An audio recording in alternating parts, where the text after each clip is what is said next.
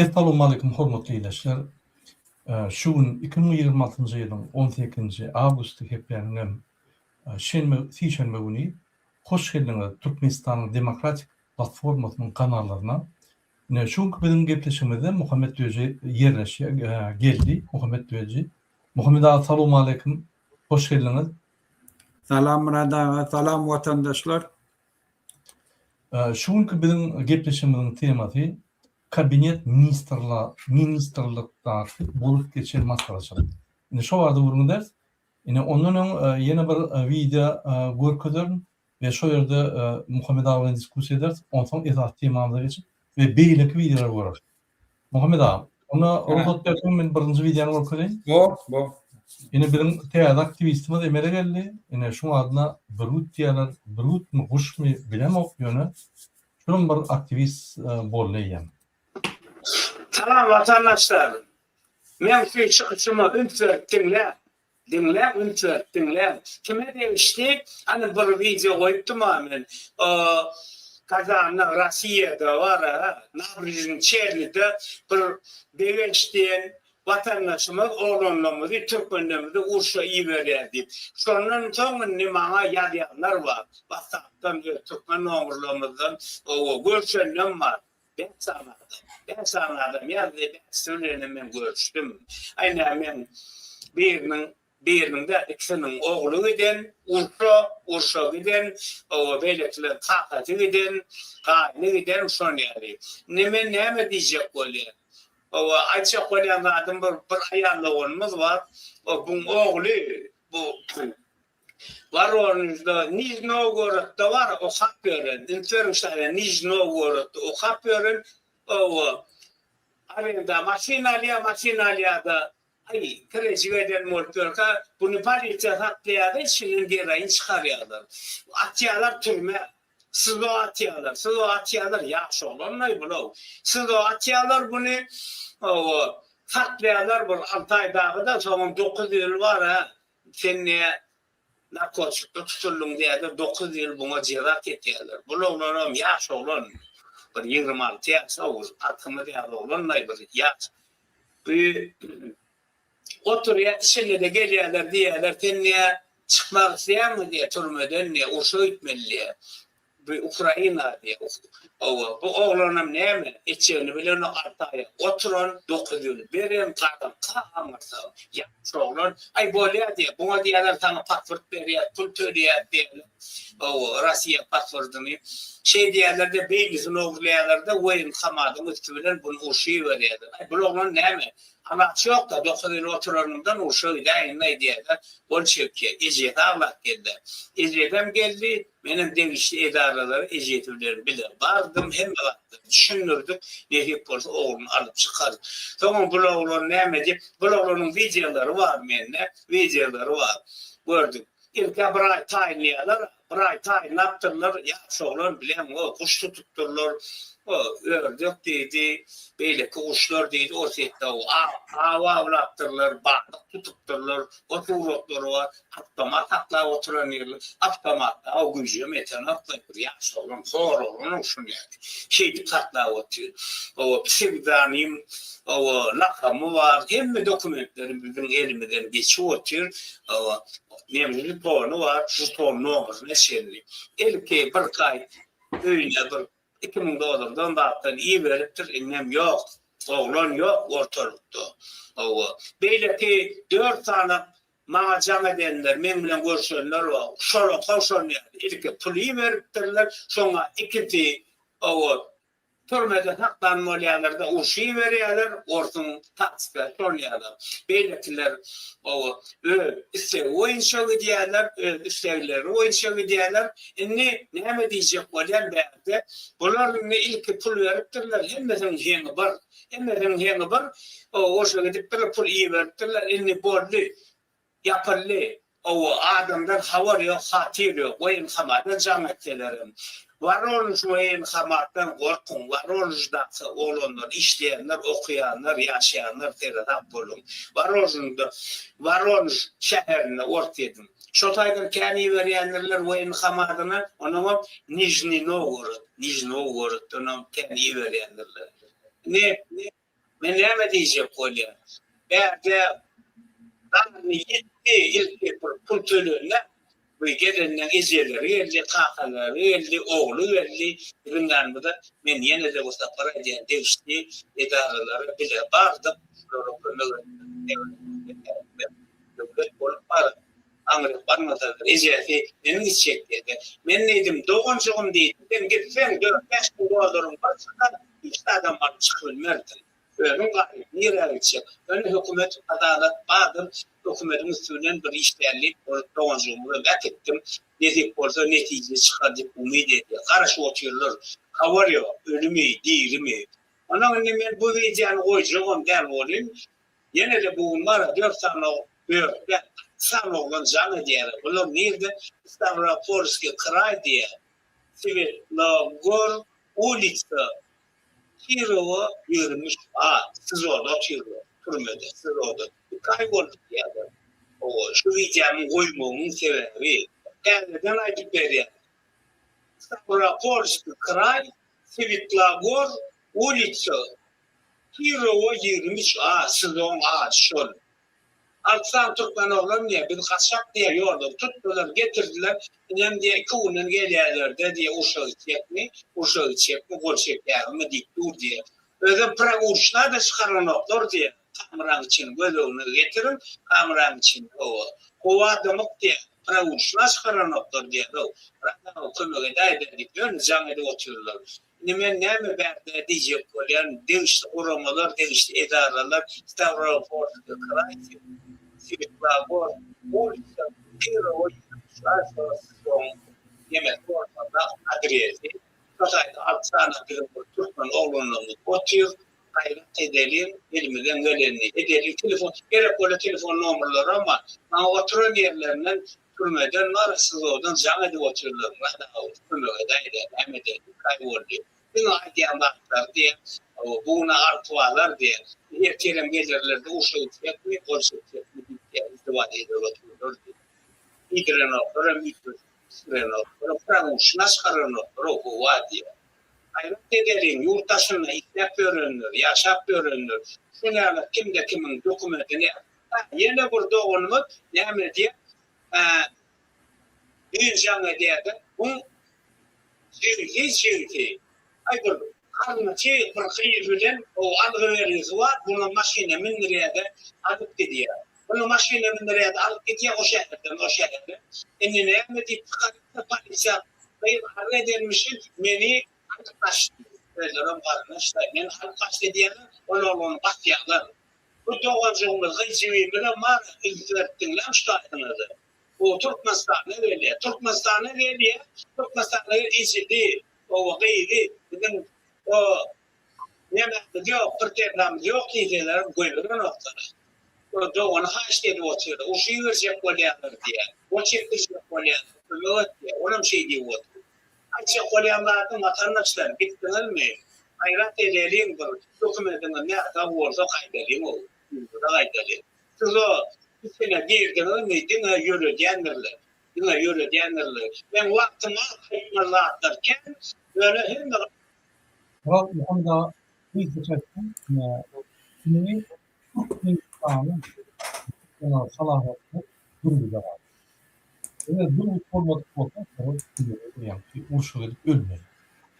Türkmenistan'da prezident, milli lider, o VTB türeyen, at çapyan, o zatlar dine kartinka, propaganda.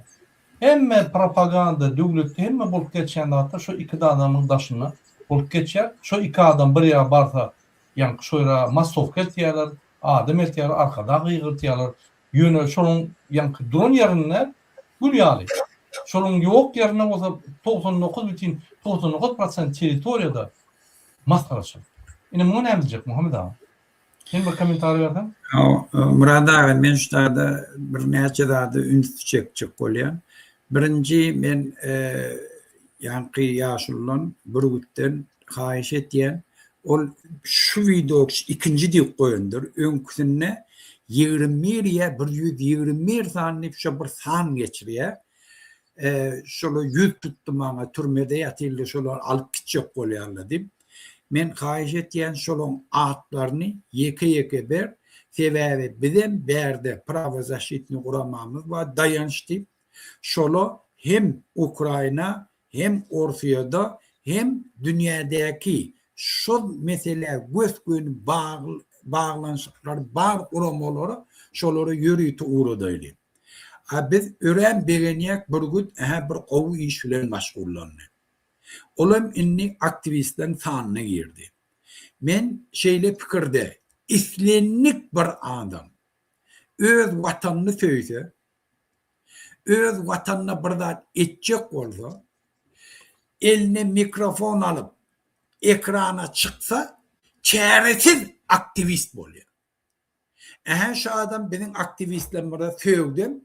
Yönü öz gelip yeten yerim şu. Ekrana gelip halkımın çektiğin cebirini beyan ediyordu.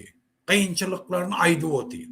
İnni bir bağırlardan geçecek oluyor. Hükümete yüz tut ya bar ya. Bor, bizim radi, bizim şunu ettik. Şu vadi edelim birincisi men verdim Muhammed'in eline hat tavşırıp kayıttım.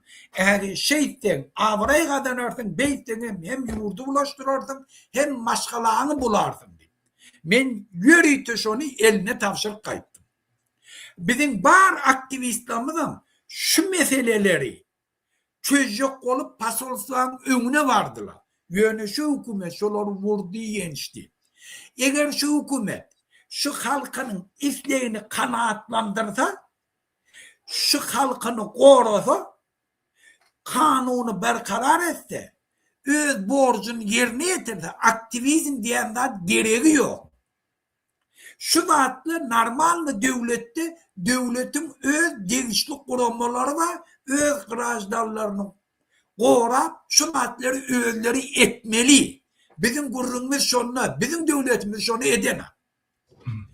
Etse biz kollaya. Şu an eğer verdi Muhammed gidip adam samolyot uğru deyip de şoları alkaysa biz üstadı öveyli. Şol için biz vatanın düşmanına kimde kim öz grajdanını, öz vatandaşını korumasa, öz grajdanların pasportlarını belkayıtlayın, surovunu geçirip pasolsu bağlayıp öz borcunu yerine getirmeyen şunun uloldup vermedi. Türmelen yardaylarını şey takladı, şol halkın düşmanı. Biz şolara halkın düşmanı demek ya. Şol için biz bir güdün şeylerini o deyip kazap et ya, ovi, berekella, devam etti. Bizim sana koşulacak, bizim elimizden gelenini edeyli. Şol için ispiseklerini verdi. Kattor diyen Muhammed Ağam benim koşulayan şu meselede bir gün berekella gidip yine vatandaşlarımızı koruyan, pulunu koruyan, pulunu değer mi? Başka ediyen yok. Berekella. Yöne kıynatak da bürgüt çünkü Türkmenistan'ın prezidentinin, Daşı İşler Ministrinin işini, onun iyi çağanının, Rusya'daki iyi çağanın yolbaşının VDP işini yerine getiriyor. Kıynatak. Görüyorsun bir tane Türkmen grajdanı gücüne eyle. Prezidenti Raşit Meredov yankı Daşı İşler Ministri İçhanın başlığını, bütün İçhananı yani yerine ödü işler. Demek biz 4,5 milyon halk şu bizim birimiz şunu etbilen olsak onda bizde güç ummasız. Şunu inanamız o. Şunun için adamlar koşulayın, bir pervay bolmalıyın bizim durmuşumuzda kol geçen dağıtlara. Doğun arkadaşlarımız, dostlarımız, diyarlarımız bizim grajdanların kötüneyen günlerine bir pervay bolmalıyın. Vatan düzüdölüyün. Şunun için 27. oktyabrda yadınızda verilen saat 10'nu her kim öz hekiminin yanına çıkmalı ve öz näherliklerini bildirmeli. Bize bu royalı bir pervay devletlerine öz halkına seyretmeyen, öz halkına kömek etmeyen, öz halkına karşı kararlı çıkarıp karşı görüşen, hükümet maştabında görüşen bize hükümet erekler. Prezident erekler, milli lider erekler. Hana komşu devlet, Özbekistan. Milli lider yok, gülüyali. Prezident da parlament da işler. Milli lider bar yerde, prezidentski vlast usilini bar yerde, dine yani bir kanşu. Muhammed Ağam, şimdi ikinci videoya geçeli, şöyle sizin komentaryanı da ben karışıyan. Şunu siz bir cevap verseniz sebebine bir değerli, akmak, kellesi işlemeyen konstitusiýany giýje güni bolup gören adam hiç bir ýagdaýda milli lider bolup kabinet ministri gelip o hojalyk boýunça soraglary tiretmeli adam. Bu soraglary öz hak maslahatyna, ýa-ni öz köşküne tiretmeli adam gelip kabinet ministri gelip oğluna derek, oğlunu maskara edip, oğlunun hiç kimlerini suud edip çördü. Yani ministrleri, hekimleri kısıya. Ünlütörk seyredin şuna, ondan şunu komentar verelim. Yığın ölen derecede an parlar. Muğla hem ikisi ölenim iyi gala. Olay kuvvet üçüncülük yağdı hem yaramaz. Sol akalı kazılmayan devlet tarafından meşhur hem satın alan en kadar iyi saklanıyor. Ben de demeyeyim bir hoşçuluk vardı. Bir kem poluklar robot yetiştirici değil. Sonra bir neymişim beni o ya. Hey, düşünüp bile almayın. Bir de karançılar ve rahmet kişiler günahlar de kendileri dayhanları bol hazıl yetiştiriyorlar. Bu neticelerini kazanıyorlar. Muhammed ağa, ünlütördi mi? Yine değerlerine başladı. Ön kıyalı 17. yılla bir üyt köşk kurlayıp değerlerini vurkup başladı. Şu kellefi giden. Doğrudan ama. Bu diyen dağıttım her analiz edip kıymet. Ünlütör hekimleri çağırıp hem ben çağırıp siz neyme işlem yok diye. Ünlütör siz neyme çip yankı buğdoyu, suyu, yankı pahtanı yıdıran yok, suyu yankı halka veren yok. Neyme çip dayhanlarda günah yok diye. Elbette dayhanlarda günah yok. Günah kimdiğini, günah niye de vardığını ve kim günahkardığını beni düşündürür mu? Birinci bilen günahkar benim oğlum, kabinet ministrinin başlığı, yerine yetiriş hükümetin başlığı, giyece onu yerlerde işlep yürümeli adam verse bir tutuyor. Şol birinci. Şondan soramalı, ben şonu çağırmalı kendinde. Halk maslahatının lideri ol. Yani hani oğlum, hani ne yapıp eden okuyup, apriçon tut hekimler. Sen hekime ihtiyarlık vermeden, cevap dersin ne hayal alacağım ona? Ne emedi var?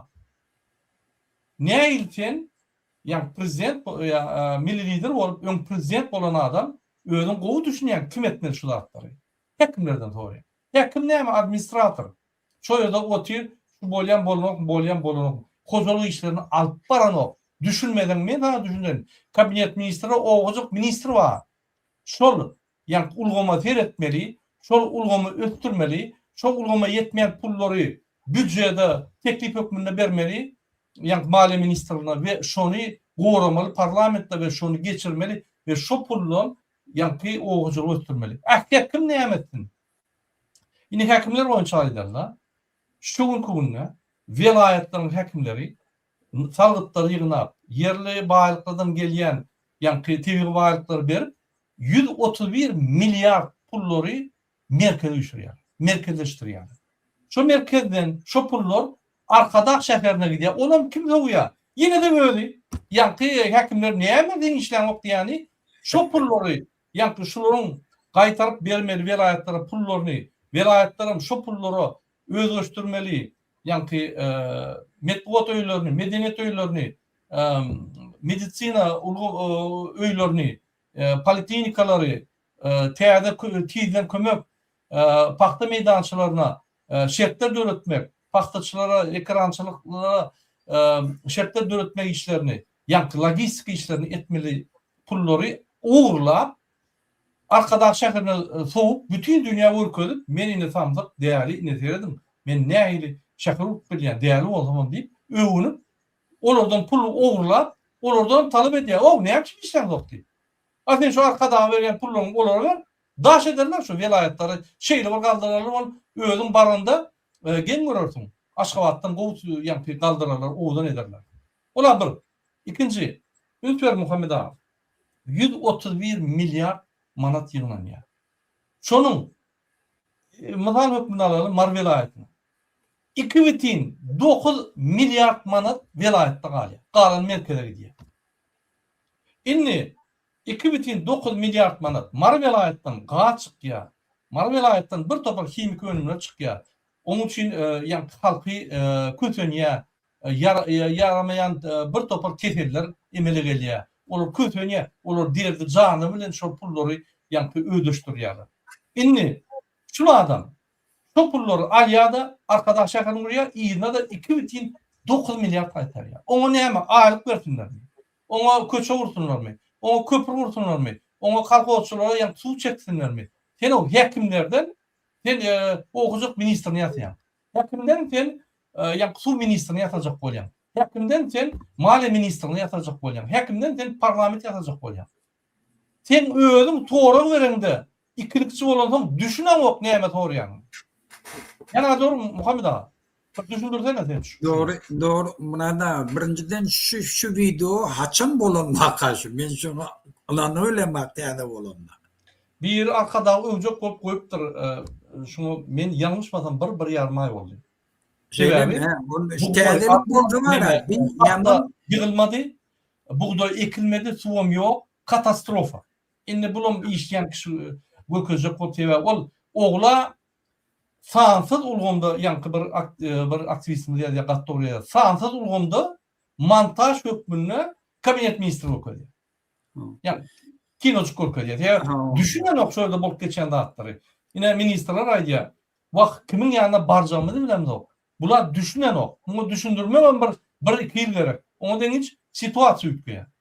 Näme etjegini bilemdi. O arkadan ýanyna barsan bar ýok bolsa men aýdan dadım otomutdan eýem ýanyna çykardym diýär.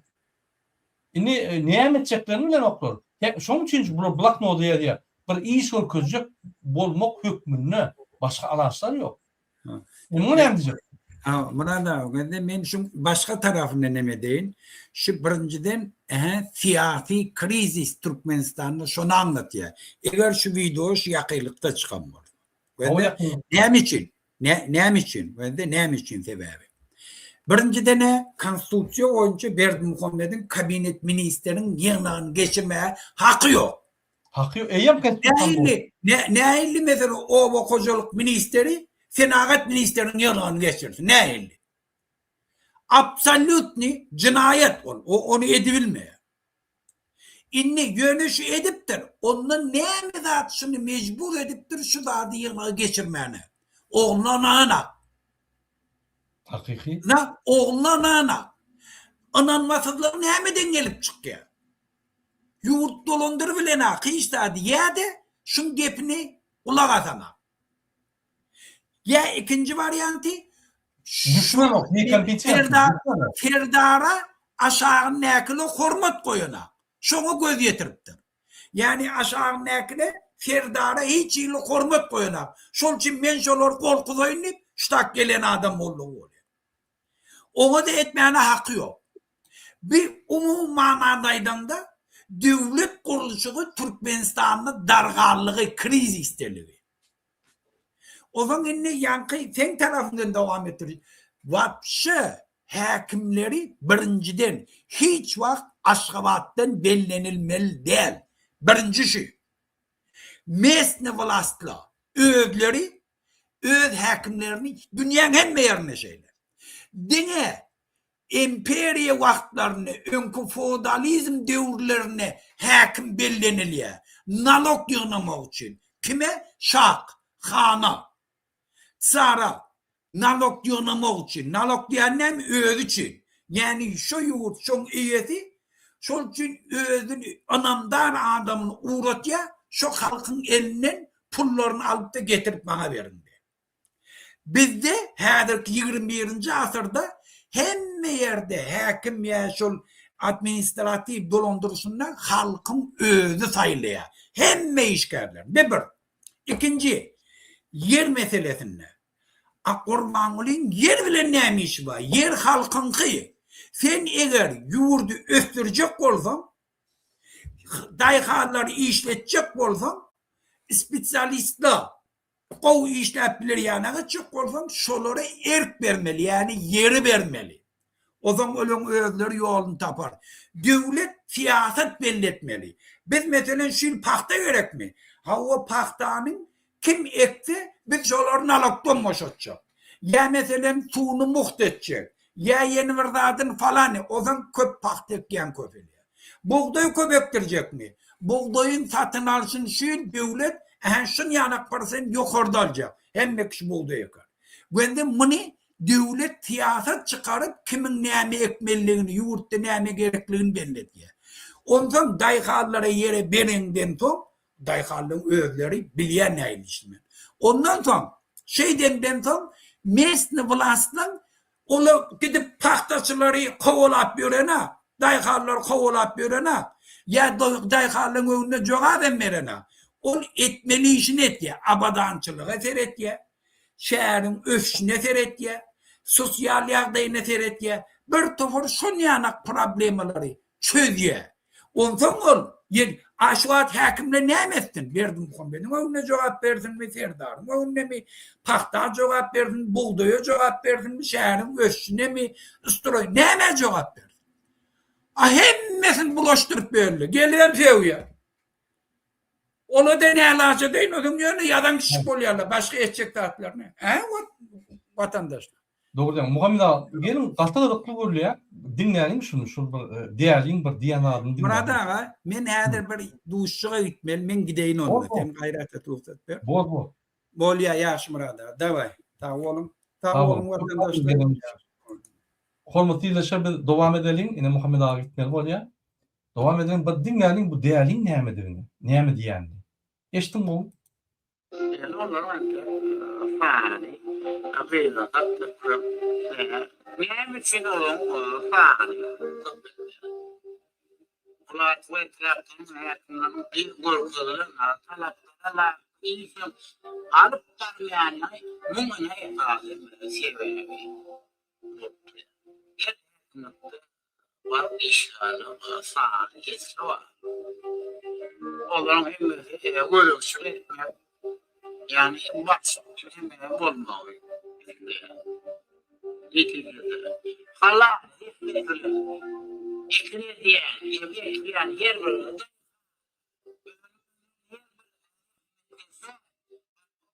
işte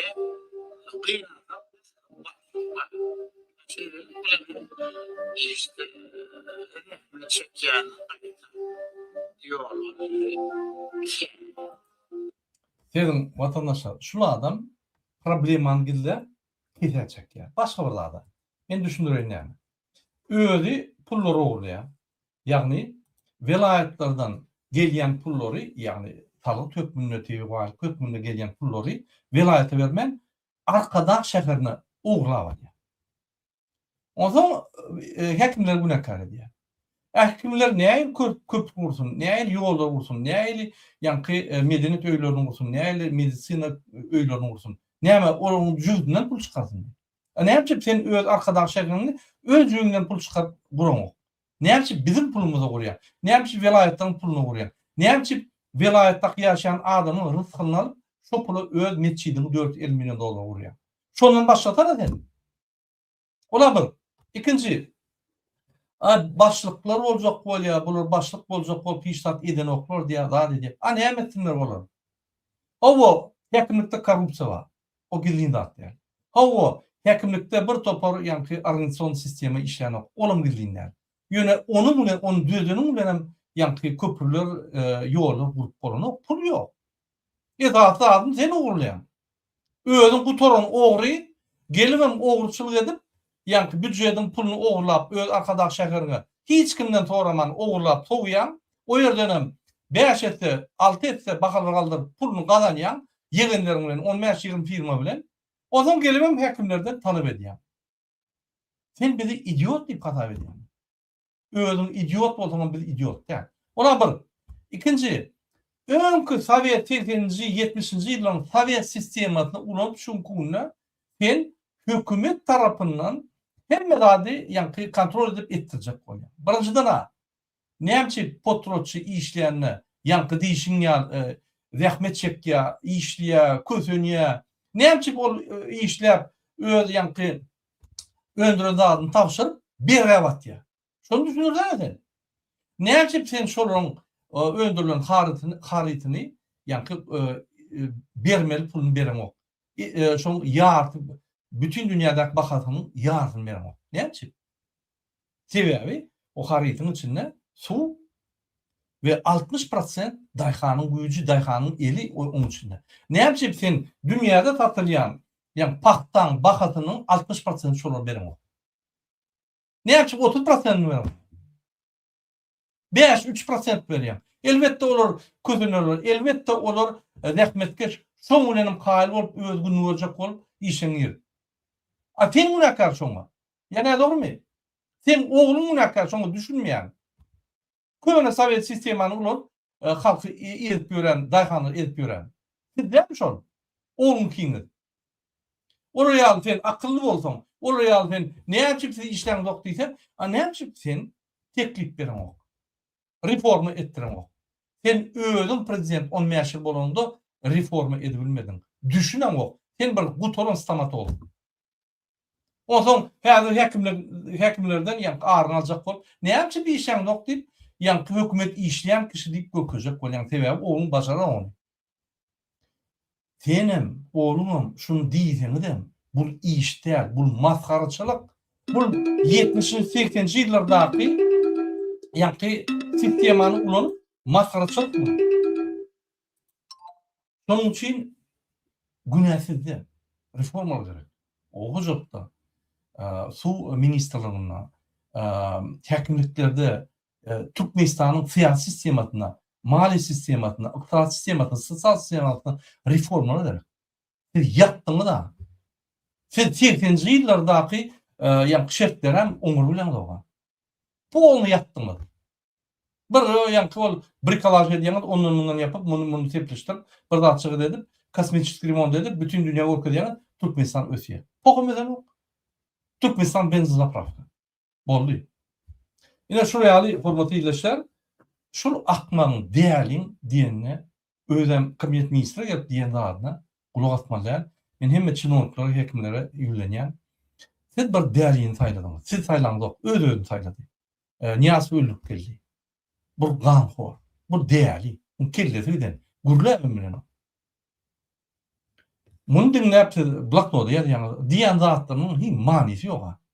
Özü oglap, näçe siz işleň zok. Hani jüýüňizden pul çykaryňda ediň transformatorly bolan elektr energiýany üçin ediň suwlary, ýollary, köşkleri, ýa-ni lekeşleri, kanallar, howuzlar artlanan. Düşünmeň, men hata etdim. Türkmenistanyň hemme howuzlaryny, hemme kanallaryny düzeltjek bolsaň 7 milliarda bolay dolar gerek. Pul bolmasa näme etjek? 3,5 milyar, ýene-de 2,5 milyar, 7 milyar ana gitdi Arkadaş şäherine. Şonu Arkadaş şäheri gurman, adamlar göçürmän, gözelligini saklap, bizim taryhymizi saklap, Aşgabat saklanmasa we şo pullary zekeşler, howuzlar, kanallar, köçeler oňranmasa, häzir başga Türkmenistan bar. Ösüşi boldy. Bir topar reformlar bolardy. Eden o. O gerek bu zat. O kino orkada gelip bir däli psikoanalist kino orkada. Ine bol geçen zatlar. Gelin ýygyny dinläniň soňuna çeldi näme diýär şol däli. Buyurup verdiň ama o bolýan adamlar gözüňizde kişi olup gaýtdy. Hökümet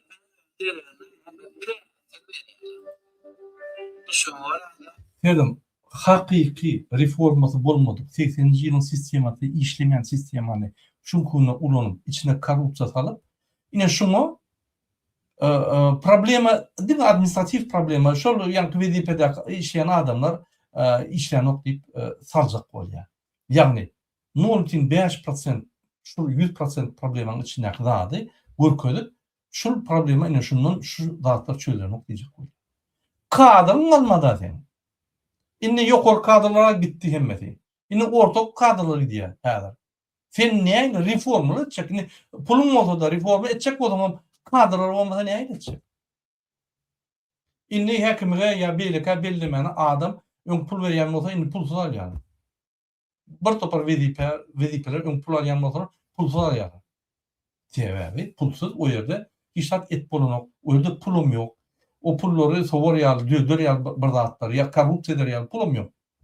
Ine, şoň üçin küçük administrativ problemalar çıkarıp, ine ulgunda şunu çözsek hemmede çözülýär. Näçe şu ýerde siz problema diýňiz diýip, ýa problema düşünmeýän däli bir topar kabinet ministri çağırıp şonuň üstünden gülýär.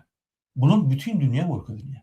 Mundan bir aklına arkadağı öwjek diýip, ine şuraya talep edýär diýip goýýar. Bu bir maskaraçylyk. Yollar, münakat diye hep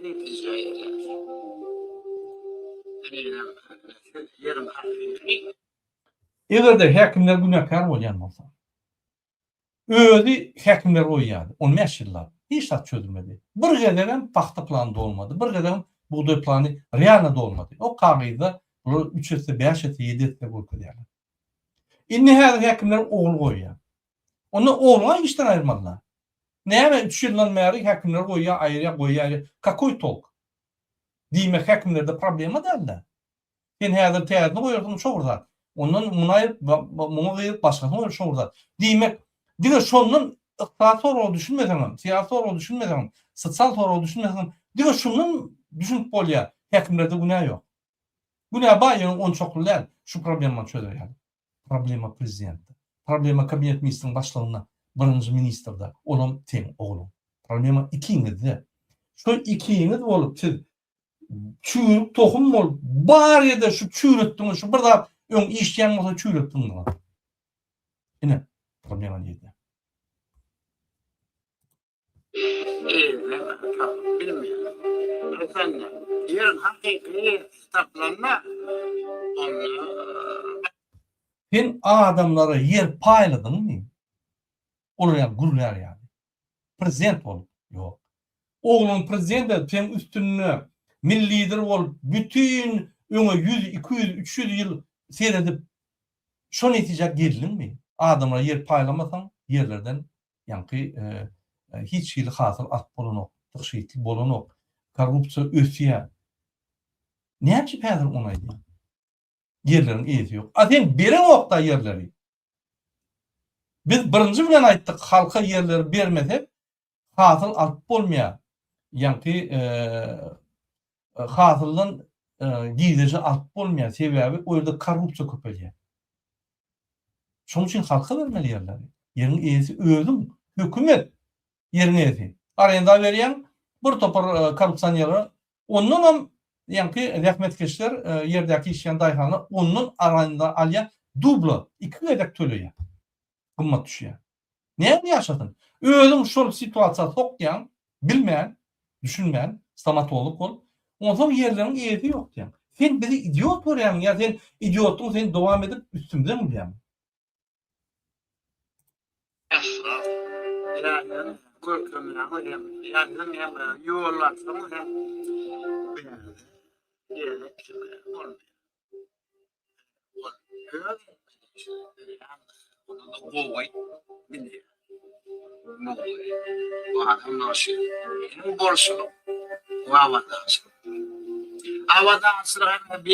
bir var ya şimdi bunu görürse onu ol öldürüp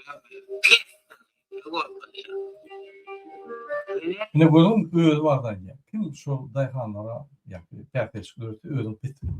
Kim petdi? Bizi bütün dünyada maskara edýän senle. Ya başka adamlar.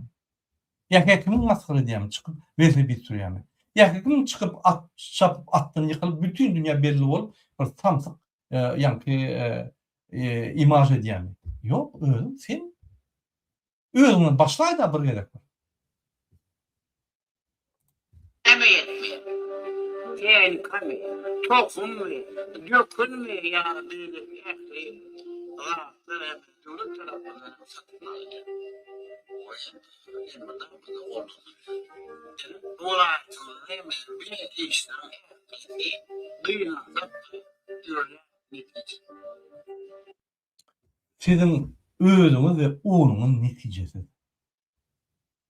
19 ýyldan bäri netijeli işläp gelýär.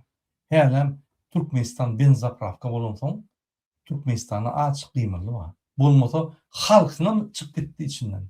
60% halkın gidenine sen millidir diýmeni tutmaly. Sen men hacı diýmeni tutmaly.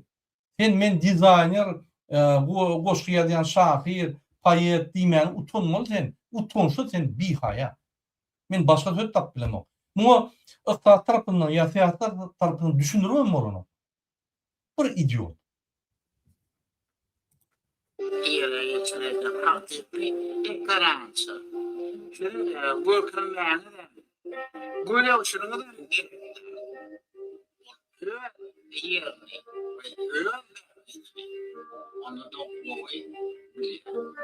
onu da Şu kadar doğru etdim. Sizden gözükçülük gerek. Demek senden gözükçülük gerek. Dayhana yer ver. Koşulma.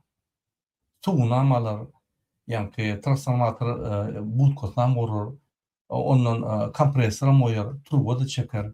Hemen çekip öyle. Siz yöne vara. Onu giyen arayalı gurgul dayhan bir zat kalanı büyük var yani. Dayhan yok vakti 5'te turup yani bu duyun artık yani. Utunçsuz hükümet. O ne el bolýar? Dayhan hemme güýjüni berýär dedi. Traktoryň tohumyny men berdim diýip, ýa-ni daňda altyda alyp gaýýar. O gurguly entek ýatyr ýa habaram ýok. Ne hükümet? Siz ogurlar, hükümet de. Siz ogurlar.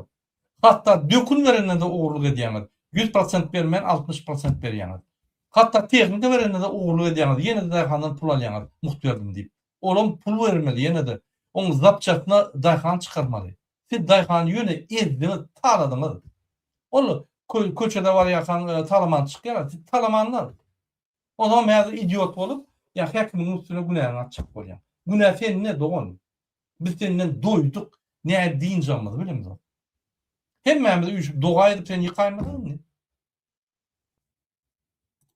köp fahim içerik var, yollarını var, köprülerini elektrik bütünlerinin mekteplerine çağlar bağlanır, kitapxanaların medeniyet üylerine dostları. Yağdolar düğümlüğü avatlamak ılmalı işler düşünmek.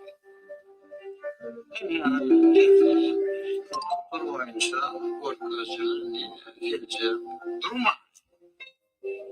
Onun evine yol yanlış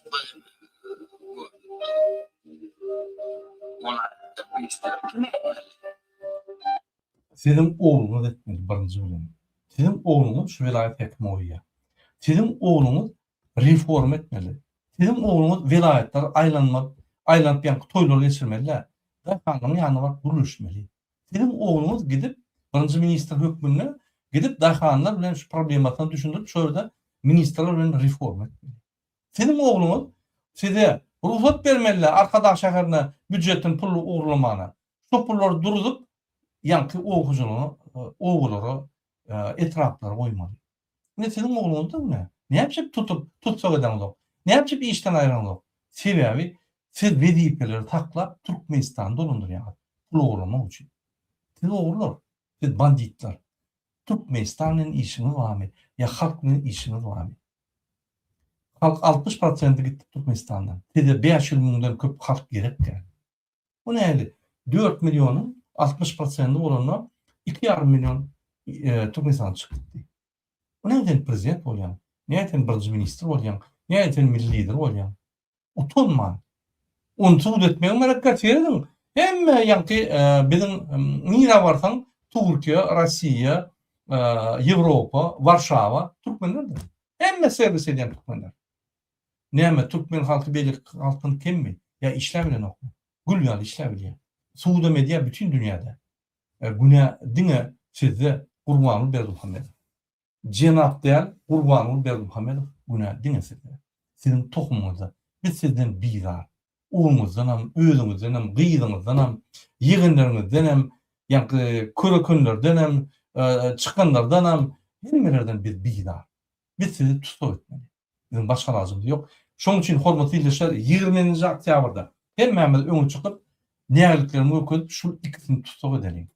Şunu ikisini tutsak edip oğdan depe salalyň, bütün dünýä görkezeliň. Nägeli oğdan depede adamlar gynap saklandygy we öýler nägeli şu kapana düşünýär. Şey dedim, Yadımızdan çıkarmaň. Her owdaky, her rehmetkeş, her ýa-ni owdak daýhanlar öz etrafynda hekimligine barmaly we talap etmeli. Bu ýok. Elektr energiýa ýok. Kondisiýnerler ýanyp gitdi. Haldynklar ýanyp gitdi. Kim bize berer? İş ýok. Tap iş. Bize çağrımyza eklemäne pul ýok. Mekteplere her hildatlar almana pulumuz ýok. Pul berin. Siz dolandaýar, siz alýaňyz hemme pulları. Hökümet alýar. Siz hökümetiň wekili. Siz yerde prezidentiň wekili. Size prezident berýär. Jaňadan prezident. Iwerdiň pul bizim owamyza diýip talap edin. Sizin puluňyz. Vilayetden men ýalňy jogap gördüm. Hemme vilayetlerden ýygnap 133 milliard pul ýygnaýar. 133 milliarddan diňe hemme vilayetleri ýa-ni alsam, diňe mar vilayetden 2,9 milliard pul gaýtarýar. Galanlar 10 çomanlar. Hany pullar? 3 milyarddan beri 5 milyard, 15 milyard bolýar. 131 milyardyň 15 miljardy ýygyna gaýdy, galany näme aşgabat galmaz. Näme arkada, näme ýa-ni 450 milyon dolara öňe meçit kurmaly. Näme? Kim o ruhsat berdi? Bolupdy da halk masadan başlady. Halkyň yrzaçylygy gerek. Kim o ruhsat berdi? Hiç. Biz hiç zat diýende ok. Biz çykanda oňa, biz häkimlere baryp talap edemde ok. Ne şundan başlaýar. Şoň üçin nälerden gurkut başlan, onsoň bulup gaçyp gidýär. Indiki videolardan hormatly izleýär, men size indiki videoны okudum. Инфердом. И обратиться за помощью там. Сегодня я покажу. Министерство финансов и экономики Туркменистана. 1, 2, 3, 4, 5, 6, 7, 8 писем. Прокуратура города Туркменбаши. 1, 2, так, 3. Генеральная прокуратура. 4. Вышестоящая организация. 1, 2, 3, 4, 5. Сама организация. Первое письмо с просьбой о выдаче характеристики. Мне выдали. Второе письмо, написанное 19 марта 2026 года, с опровержением. Что вы за характеристику мне выдали? Дайте мне основания для такой характеристики. Организация, где ответ на это письмо? С 19 марта оно у вас. Дальше. Хакимлик Балканского вилаята. 26 июня. Ответа нету. Дальше. Министерство труда и социальной защиты. Председатель Меджлиса Туркменистана Дуньягузель Ахмухамедов Гуламова. Это не буду озвучивать, серьезная организация. Адалат. Зяхмед Биджа. Суд. Суд. Это полиция. Зяхмед Биджа. И вот, наконец-таки, 14 августа 2026 года я отправила письмо нашему Аркадапу, нашему президенту. Но у меня вопрос. Почему за 10 месяцев после всех моих обращений ни один человек так и не зашел в эту организацию, не взял эти 6 маглуматов и не посмотрел на доказательную базу для этих сумм? Почему? Если человек вам пишет и просит о помощи, это же не просто так. Я не единственная, кто обращалась к вам за помощью. И до меня были, и после меня вам поступали заявления на эту организацию. В чем их сила? Моя сила в правде, я знаю, я в этом уверена. А их сила в чем тогда? Почему вы доводите человека до состояния, что ему приходится выходить в ТикТок, выходить в социальные сети и говорить об этом? Почему никто из вас мне не помог? Я всем писала письма одинакового содержания. Меня обвинили, мне ничего не предоставили. Меня заставили написать увольнение с работы. Я прошла 2 суда. 2 суда я получила отказ. Итог, вы написали заявление своей рукой. Да, написала. Но до меня у вас была девочка, которая не написала это заявление и ушла со статьей в трудовой книге. Она тоже получила отказ. Как это все возможно? Разберитесь. Досконально, всесторонне лучше разберитесь в этой ситуации. Я не успокоюсь, я свой рот не закрою. Здравствуйте. Многие мне pişut. Yine hormatly izleýär, Türkmenistanyň içinde şu ýaşyp öz hakyny gorýar. Gördüňmi? Ýazan hatlaryny hemmeler okudýar. Yine Gurban Bermuhammedow. sen kabinet ministre getirip buraya yığınak geçirende oğlun derine gelip yığınak geçirenden ine şu yan hatlar okumalı. Ya sen şunun milli lideri. Sen şunun yankı problemalarını çözmeli adam. Şunun geleceğini tetkiklemeli adam. Ve kim şu problemleri çözmese şoları izarlamalı adam. Sen öğüdüm eğerçilik etmiyorsun. Sen öğüdüm bunlara bir parvalık etmiyorsun. Şu ýylyň ýazan hatlarynyň möçberi we beýlik adamlaryň öz haklarını gorayan adamlaryň ýazan hatlarynyň möçberine üns berýär. Emme de appiski diye gorkya ýa para çykarmany. Ya da korrupsiýa ýa gonaý diýär. Sen kim diýip aýdýar? Üns berin. Şolay almaşgala bir gurama bar ýa. Ministrliga. Şo ýerde ministr muňa diýär. Sen kim diýär? Ýene üns berin. Bizim fetlerimiz bilen prezident taýlanmaly.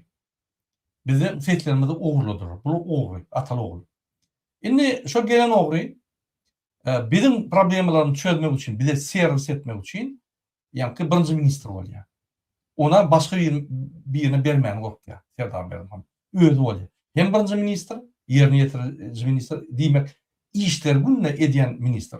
Hem prezident. Goý bolsun. Bolýar. Kanun bozup durup, oğurlan. İkinci, şolunni beýlik ministrleri, olaryň beýlik departamentiniň başlyklaryny işe kabul etmeli. Halka hyzmat etmek üçin. Ünsür, halka hyzmat etmek üçin. Halkyň wekilim gelenine sen kim diýär? Bu maskarçylyk eşitdik gördüňizmi? Şulay ýalan orçça YouTube nimede aýdyp bütün dünýä ýaradýar. Ine. Şulay ýalan maskara eden o. Şu ministr maskara diýär. Sen kim diýip? O ne sen halkyň puluny işleyen, yani halktan gelýän, tebigatdan gelýän sen pulun diýär. Şöyle büdjete gelýär, büdjetten sana pul berilýär ýürüter, halka hyzmat üçin. Benim halk gelip sana sorak berende şunu kömek etmeli, şunu gaýrat edin diýär. Sen kim diýär o? Sen o kim? Menne sorak berýän, siz kim? Niye şöyle de işleýän? Kim sizi goýdy? Atal ogulmy? Olar gutorun arkaman bir beýleksem, gutorun verip bitçi. Hemme zatyn gorkup berýär. İktisam jenaýatçy günne konstitusiýany bolýar. Günne. Diňe şu video üçin ýa-ki haramdagy tutup tutsak etmeli. Mesela gonaý diýin. Mysal üçin bir parlamentde deputat taýlandy.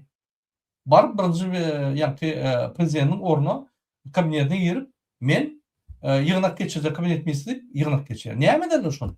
Tutup bazarlara. Bulam şeýle. Halk maslahatyň ýa-ki parlament saýlanan parlamentin vekili gidip oğluna derip ýa kabinet ministrine geçirýär. Hökümet işgärleri onu gazap etmeli. Sen kim diýmeli? Ine şu ýerde siz diýmeli. Sen kim o? Näme iş ýapýarsyň da? Bar ýok bol halk maslahatyň ýa-ki öňki ola pampita diýip ýören ýaşulyň bilen bar ýok bol diýmeli. Watan satanlara. Ine şu ýaly bunun bir maskarçylyk. Kabinet ministri maskarçylyk. Şöyle barmaly adam gelip kabinet ministri geçirýär. Maskarçylyk. Onuň on diýen zatlaryny hemme zatlar oğurlar. Inni ýa oğurlarda köçeler ýok, etraplarda köprüler ýok. Olan bir administratif problem üçin ýok diýip häkimlerine ijad edýär. Sen o idiot bolsaň, biz idiot näme? Ol bir ikilikçe düşünükler bolar. Pullar niýede? Kim aldy? Näçe pul ýok oğurlarda, etraplarda, vilayatlerde näçe berilýän bir 2%, 2%dan täkaje geçen pulu olar näme köprüler ursun, näme nimeler ursun, mektepler, kitapxanalar näme gurun edýär? Näçe adam üstüne gülýär sen? Ya diýen zadyny özüň eşitdemi okmy? Idiot. Ine şunu ýaly. Şu ýaly bizim vatandaşlarymyz haklaryny goraýmasa, hakyny gorap bolmak mesela. Şoň üçin berekeler şu ýalňyşmasam Maria berekeler dowam edin. Bizim videolaryny görkezip bütün dünýä biz gat ýazar we düşündirir. Bolup geçen zatlar. Indiki videoda edelim hormatly ýerleşler. Men ýürüte şunu videony ýa-ki özüne milli lider diýen, öz oğlunyň milli lideri Ganhor Gurban Berdimuhamedow koýan. Ine bütün dünýäde hatta stomatology ýa-ki aýryp ýerine robot koýýarlar. Ösýär bütün dünýä. Türkmenistan Hatta o joluna 70-nji, 80-nji, 60-njy ýyllaryň ýanky okujuk sistematyn ulanýar. Sen näme öçüjeksin? Elbetde 21 ýylda bir gezegen plan gazanyp bilmeden. Ataly ogul bolup. Senem dolandyrdyň Türkmenistany, oglum dolandyrdy. Iki bolum, ýani Türkmenistan dolandyrdyň premier ministr boldyň, prezident boldyň. Hiç wagt siz ne buğday plan doldyň, ne paxta plan. Sebebi siz düşman bolýar. Indi siz bütün dünya derdim, bütün dünya ötüye, biz gaty da alýar. Biz ýygalyk döwletleriň ýyrymna. Hudaý saklasyn. Indi derdim şu video interpretlerdim, dünyada bolup geçen ötüşleri. Precision cleaning, demonstrating its ability to access difficult to reach areas with consistent pressure.